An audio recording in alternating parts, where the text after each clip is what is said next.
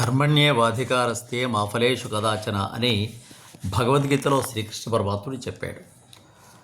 మనం ఫలితం మీద దృష్టి పెట్టి పనిచేయడం కాకుండా మనం పనిచేయడం మీదనే మన పూర్తి శక్తులు వడ్డినట్లయితే ఫలితం దానంతటా అదే వస్తుంది.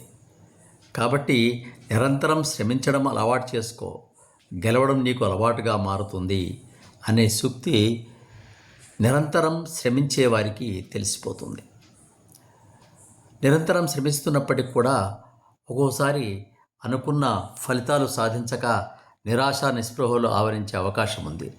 అయినప్పటికీ శ్రమించడము, పనిచేయడము, నిరంతరంగా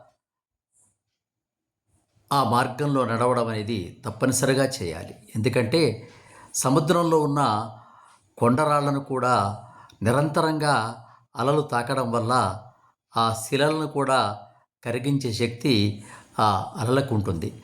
అలాగే నిరంతరం శ్రమించే వాళ్ళనే గెలుపు వరిస్తోంది. ఆ గెలుపు కోసం ఎదురు చూడకుండా శ్రమించడం మీదనే దృష్టి పెట్టినట్లయితే గెలుపు తనంతట తానే వస్తుంది. సబ్స్క్రైబ్ ఆచార్య శ్రీ శక్తి ఛానల్. శుభం భూయాత్.